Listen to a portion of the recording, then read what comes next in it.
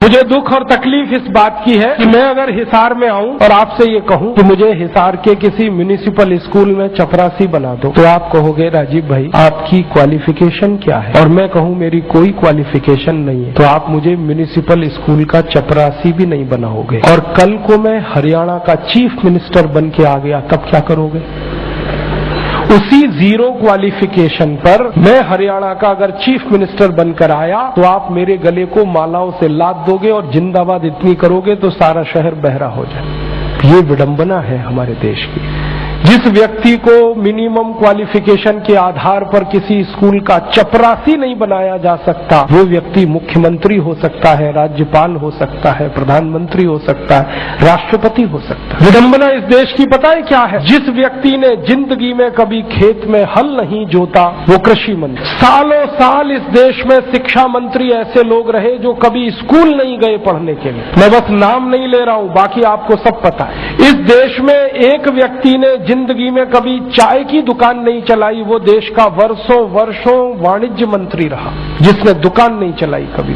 Finance का जिसको ABCD नहीं आता वो सालों साल इस देश में वित्त मंत्री रहता है। जिसने कभी अपने बेटे और बेटियों को भारत की सेना के लिए भेजा नहीं कुर्बान होने को, वो देश का रक्षा मंत्री हो सकता है। और जिसको अपनी रक्षा करने के लिए सैकड़ों जवान लगते हैं वो देश की क्या रक्षा करेगा?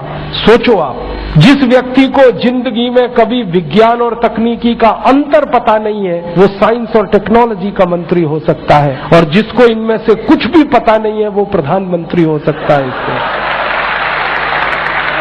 ये विडंबना है हमारे देश की।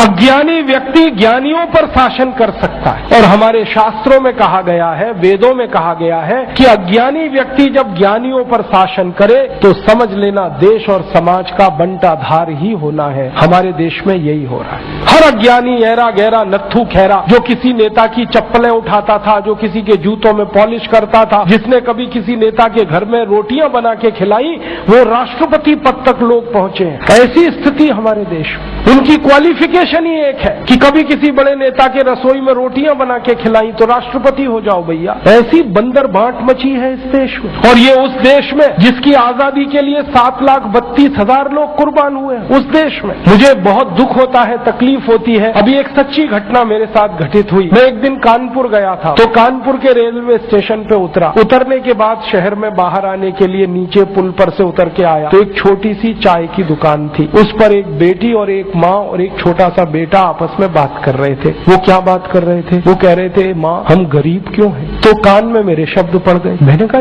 ये इस तरह का प्रश्न कोई अपनी माँ से पूछे तो मुझे लगा ये कोई साधारण लोग नहीं है, कुछ तो इनमें असाधारणपन है। चल के पूछा जाए कौन लोग हैं, परिचय लिया जाए। तो मैं गया उस दुकान पे, मैंने पूछा आप लोग कौन है? तो उन्होंने कहा कि हम तात्या टोपे के परिवार के लोग।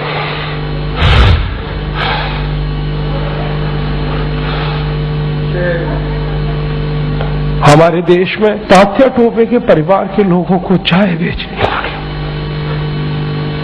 और गद्दारों को सिंहासन मिले। ऐसा ये देश हो गया। जिन लोगों ने तात्या टोपे को मरवाया था वो इस देश में मुख्यमंत्री रह चुके हैं, आपको मालूम है। और एक एक राज्य के नहीं, 2-2 राज्य के मुख्यमंत्री रह चुके हैं। तात्या टोपे का गुप्त पता जिन गद्दारों ने अंग्रेजों को बताया था, उस खानदान के कई लोग इस देश में मंत्री रह चुके हैं। झांसी की रानी लक्ष्मीबाई को जिन्होंने मरवाया था वो इस देश में मंत्री रह चुके हैं। और तात्या टोपे जिन्होंने जवानी लगा दी देश के लिए, उनके परिवार के लोग चाय बेच रहे हैं। ये देश है और ये अब बर्दाश्त नहीं होता, और ये बर्दाश्त होना भी नहीं चाहिए किसी को। सारे देशभक्त हमारे वीडियो को लाइक, शेयर और हमारे चैनल को सब्सक्राइब करें। जय हिंद।